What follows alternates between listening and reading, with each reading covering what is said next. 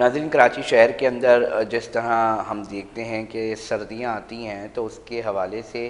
مختلف آتش زدگی کے جو واقعات ہیں وہ رپورٹ ہونا شروع ہو جاتے ہیں۔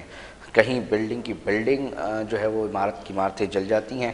اور لوگ زخمی ہو جاتے ہیں، کہیں وقت پر پہنچ کر ریسکیو ادارے ریسکیو کرتے ہیں اور لوگوں کو بچا لیتے ہیں، مگر کچھ واقعات اور دل خراش واقعات میں کہوں گا کہ آج رپورٹ ہوئے ہیں۔ بلدیہ کا بھی علاقہ ہے جہاں پر آگ لگی گھر میں، اس میں کیا واقعات سامنے آئے، کیا چیزیں رپورٹ ہوئیں، کیا چیزیں اب تک تفصیلات جو ہیں وہ سامنے آ چکی ہیں، اسی پر بات کر لیتے ہیں۔ ہمارے ساتھ کرائم رپورٹر ہارون رشید، انہوں نے ہمیں جوائن کیا کہ نیوز کے۔ ہارون رشید، کیا تفصیلات ہیں آپ کے پاس؟ جی دیکھیں علی بھائی، اگر ہم بات کریں رواں سال کا جو ہے یہ آتش زدگی کا ایک پہلا بہت بڑا واقعہ ہے جو کہ کراچی کے علاقے بلدیہ ٹاؤن گلشن غازی کے علاقے میں جو پیش آیا ہے، گلی نمبر 10 پہ ایک مکان میں آتش زدگی کے واقعہ ہوا جس سے ایک چھوٹی سی آگ کو پورے مکان کو اپنی لپیٹ میں لے لیا۔ گھر کا تمام سامان جل کے خاک ہو گیا، کچھ سامان نہیں بچا۔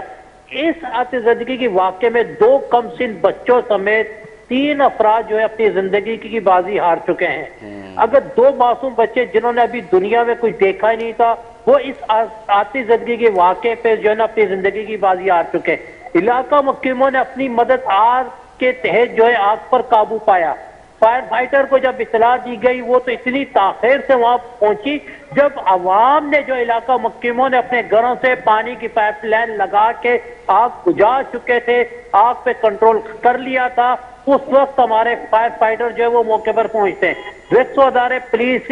انتظامیہ تو فوری طور پر پہنچ چکی تھی، لیکن افسوس کی بات ہے، کہنا پڑ رہا ہے کہ کراچی کے اندر گزشتہ 2 سے 3 ماہ کے دوران مسلسل جو ہے وہ آتش زدگی کے واقعات رونما ہو رہے ہیں، لیکن بلدیہ اس وقت کراچی جو ہے وہ ہوش کے ناخن نہیں لے رہی ہے کہ کوئی ایسی لائے عمل اپنا لیا جائے کہ کراچی کے مختلف علاقوں میں ہائی الرٹ کر کے جو ہے نا ان کو وہاں پہ ان کی گاڑیاں کھڑی کی جا سکے، کیونکہ مسلسل جو ہے آتش زدگی کے واقعات 3 مہینے میں جو 30 سے زیادہ واقعات ہو چکے ہیں اور 20 سے زیادہ جو انسانی جانیں ضائع ہو چکی ہیں۔ ان میں 2 بڑے واقعات تھے جو آر جے شاپنگ سینٹر اور پھر اس کے بعد آج کا منظر، آج جو ہے بلدیہ کا واقعہ ہو گیا ہے۔ اس کے بعد جو ایک دوسرا بھی آج ایک آتش زدگی کا واقعہ پیش آیا بورڈ میں، یہ بس روڈ کے پاس، لیکن اس میں کوئی جانی نقصان نہیں ہوا لیکن مالی نقصان ہوا ہے۔ اس طرح تسلسل کے ساتھ جو کہ آتش زدگی کے واقعات ہو رہے ہیں، بہت کراچی کو اس وقت پہ نوٹس لینا چاہیے اور فائٹر کو جو ہے مختلف علاقوں پہ پوائنٹس پہ جو ہے 24 گھنٹے کی ہائی الرٹ کر کے جو ہے ان کی وہاں ڈیوٹیاں 24 گھنٹے لگانی چاہیے تاکہ فوری طور پر یہ وہاں پہنچ سکیں۔ لیکن آج جب ہماری علاقہ محکموں سے اس وقت بات ہوئی تو تمام علاقہ محکم جو ہے فائٹر کے حوالے سے شکایتیں کر رہے تھے کہ اتنی تاخیر سے پہنچی کہ اتنی شدت کی آگ کی کہ پورے گھر کو لپیٹ میں لیا، سارا سامان جو ہے جل کے خاک ہو گیا۔ اور فائر اس ٹائم پہنچ رہی جب علاقہ محکمہ اپنے گھروں سے پانی کی پائپ لائنیں بچھا کے پانی ڈال کے اس آگ کو بجھا لیا تھا۔ اب دیکھنا یہ ہے کہ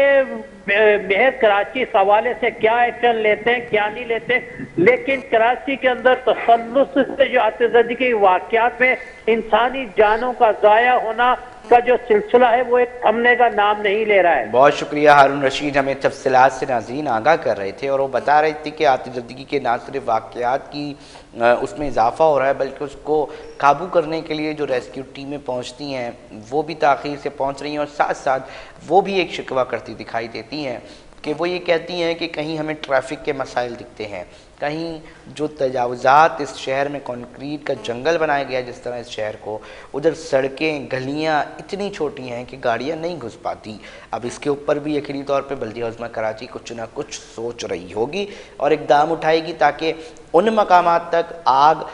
کو کس طرح قابو پایا جائے اور ریسکیو ٹیمیں پہنچ کر اپنے کام کر سکیں، وہ یقینی طور پہ سوچ رہی ہوں گی۔ ناظرین، پروگرام کا وقت اختتام کی طرف پہنچ چکا ہے، اپنے میزبان علی رضا کو دیجیے اجازت، ہم پھر حاضر ہوں گے، اپنا بہت خیال رکھیے گا، اللہ نگہبان۔